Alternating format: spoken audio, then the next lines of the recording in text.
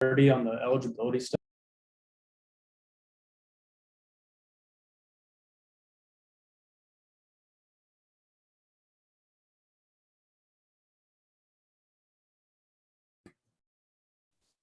How everybody doing?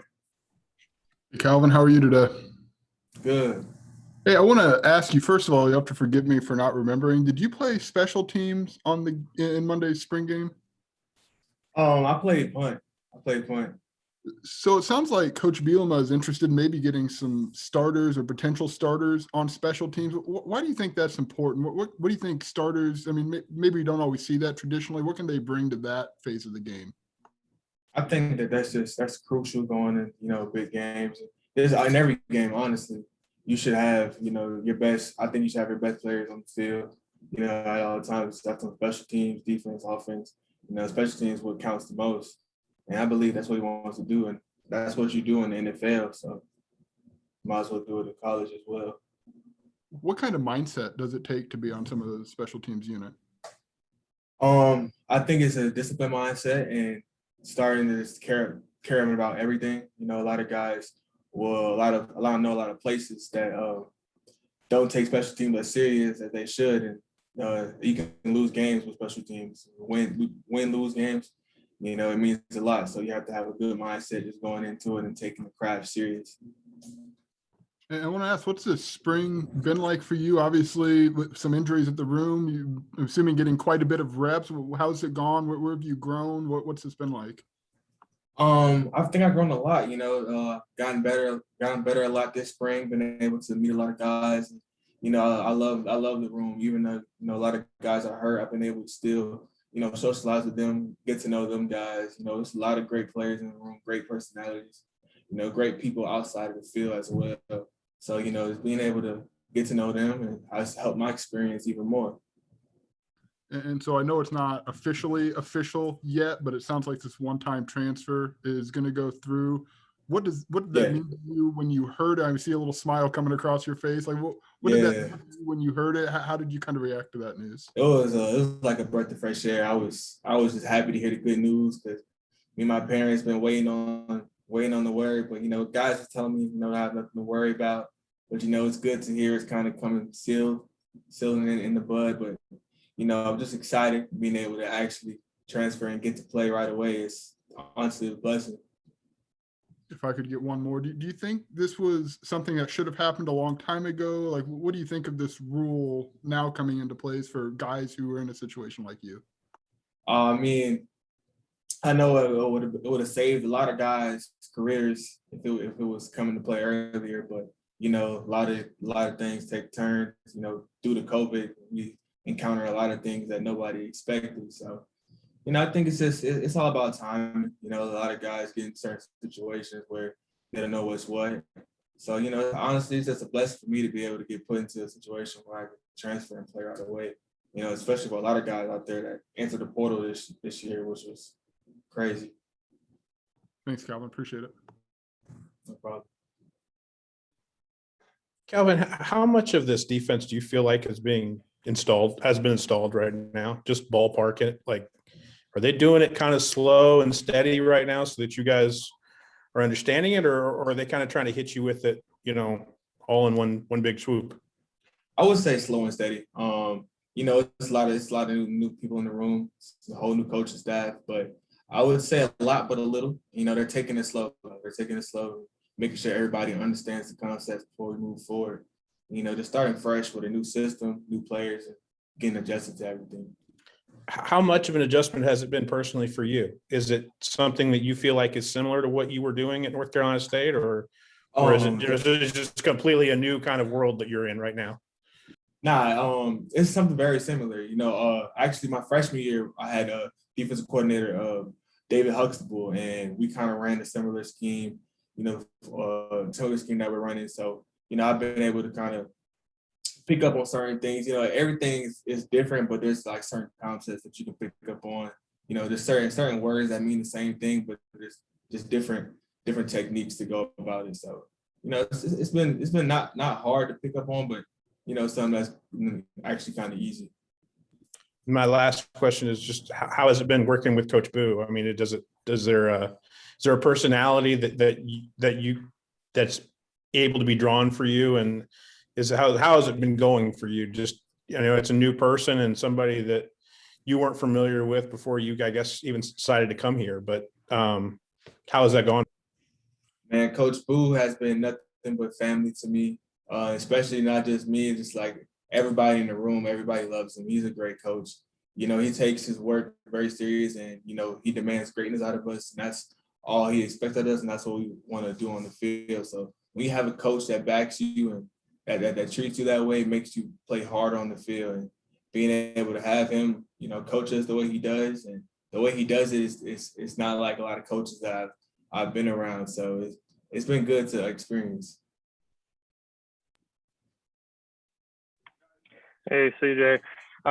You mentioned this linebacker room, and obviously a lot of the guys who are in it are guys who are holdovers. They're familiar with this Illinois system, what Illinois football kind of is. What do you feel like you have brought to this room now that you had some time to really integrate with the guys, play with the guys who are holdovers? What do you feel like you have brought to this linebacker room?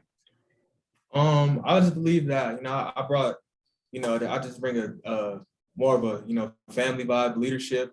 I try to bring a leadership, try to, be great in the facility and outside the facility, try to show guys that's kind of younger, and even guys that's older, that's come back, just how I do things, and they've been able to help me and I help them. It's kind of been a give and take situation, just being able to watch film together, chop it up, and learn from each other with different schemes. It's kind of been just a meshing point for us. Is there anybody you've especially connected to as far as players go in that linebacker room? I know, like you said, some guys have been injured, but you've still been able to interact with them. So anyone in particular? I wouldn't say anybody in particular, because I think we're all just growing and learning from each other. I think everybody's actually pretty closer than it's been here and in the past. Just having this whole family experience more, and that's kind of what Coach Boo tries to preach in the meeting room and on the field. To family, the most important thing. So I think that we have a good leadership in the linebacker room, and we kind of hold a good brotherhood that we're steady building. And then Monday was your first chance to kind of see the Illinois fans in action. I know it's not, like max crowd or anything like that, but what were kind of your takeaways from that and just being able to play in front of some fans here? Oh, it was amazing being able to experience this a snippet of Illini Nation, being out there in the stadium for the first time, wearing the jersey, wearing all that stuff for the first time. It was kind of surreal, being in different colors for so long. Now I'm wearing orange and navy blue, and it's honestly, I like how it looks on me. Thanks. Hey, CJ, I was looking at your player bio on the team's website, and it says you own your own clothing brand. How did you get started into that kind of industry and that venture? That's a great question to ask. Honestly, I was kind of doing it kind of under the radar, just because my friend had started a brand, and he kind of just gave me a little bit of a little chip, kind of saying, you can do this, something that you're good at. And then, I never thought about actually taking it serious until this past year, where we were kind of in quarantine and I had a bunch of ideas in my head, but I couldn't really get it into play until about the end of this year. And now it's actually been working pretty well. I have a good website going on. It's kind of something that I'm into fashion and in the dressing nice. So it's been kind of cool to start. Just kind of like a hobby to have as well. How do you kind of go about designing the different pieces that you're able to put out there on social media and I guess on your website too, I guess? Basically, I would design things just from my iPad. It's an app called Procreate, be able to design different things. And we have a manufacturer down in Florida where I'm from that gets everything shipped out. And then kind of a technicality here, how much would like the name, image, likeness stuff, should that pass this brand, kind of help you grow this brand throughout other channels, I guess, if that's a way that you can kind of describe it? I believe that it will just open more doors, honestly, being able to promote with that rule passing, it's helping me promote things, promote my name, and promote my brand as well, and different, not just Instagram, but all social platforms. Honestly, just being able to use all those things to reach reach more heights and more people. And then I saw that, well, obviously Brett brought in the name, image, likeness kind of expert to help you guys kind of build your own brands. What have your Yeah. conversations been like with him through your clothing brand and then through your own brand and tying that stuff together to make it as big as it can be? I think, just actually from learning about that, I learned a lot, really about you can really make a lot of money from the people that you meet and how many followers you have and how many people that you're able to reach is all about, you can kind of control that. So I think the more people that you can reach, the more opportunity that you have in that world. So, I learned a lot during that time, being able to actually do things to promote myself and promote my team and my business. Thanks, CJ. Appreciate it. Calvin, I had a quick follow-up about this one-time transfer rule. Do you remember where you were when you kind of got the news that it was, I don't say official yet, but I mean, basically official? I was actually on the third floor here, meeting with Coach Boo, and I walked out of his office and they told me you got some good news for me. It was like, it's a good day to be a transfer. So I was ecstatic when I heard it. I know a lot of people kind of expected this or saw this maybe was coming down, but is it tough to put your faith in that? Like, like you think it's going to happen and all signs point to it, probably happening, but like it's not there yet. Was that a tough thing for you? It was just, it's kind of just taking a leap out on faith, but, I had to do it. And, I had to just kind of take my chances with it. And, I think God has a plan. I believe in that. God had a plan for me. And I feel like it's going to come into fruition like it's like the plan should be. I want to ask you one more thing about the linebacker room. Like we've seen guys like Jake and Shamond and Tariq and Kalon, but Yeah. once you get all these pieces together, I mean, what do you think the ceiling is for this room here? Oh man, the ceiling is high, man. I don't think there's any ceiling for us because we're just going to keep getting better. And, this because there's so many good athletes in the room, we're just going to get better from each other. And the competition in the room is crazy. It's going to have to be some kind of rotation going on or something like that just to have talent on the field. There's no drop off, I believe.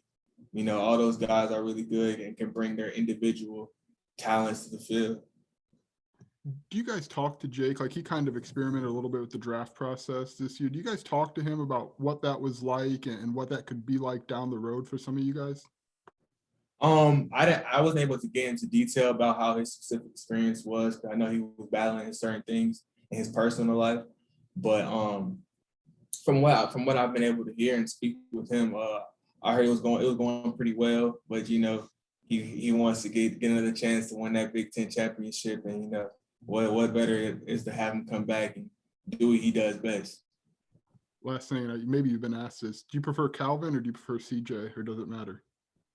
I prefer Calvin, when it's like a professional speaking, but friends and family call me CJ. So cool. Thank you. Calvin, what were you looking for in the transfer process? I'm sure you were asked about this right after you agreed to come here and showed up on campus, but what were you specifically kind of looking for? Did you know what you were looking for when you put yourself in the portal, or was it one of those, I'll know it when I see it? I knew I was looking for a coach that I was looking for a place where I could be myself, and be comfortable and find a coach where I can trust and, and play, have somewhere where I could, play to the best of my abilities, and have my talent show, do what I can on the field. And the biggest thing for me was being able to get somewhere that could just give me the nice opportunity to just perform. All I wanted was an opportunity, and I'm getting the opportunity here to showcase my abilities. So that's the main thing that I wanted. And quite frankly, did you enjoy the portal process and all that went with that, or did you find it, kind of like to be a big pain? Enjoyable wouldn't be the word I would use, but it wasn't a pain either. It was kind of just like a recruiting process all over again.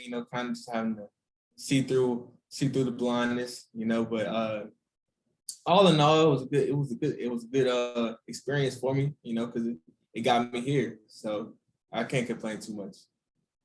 Thanks, Calvin. Appreciate it. Anybody else?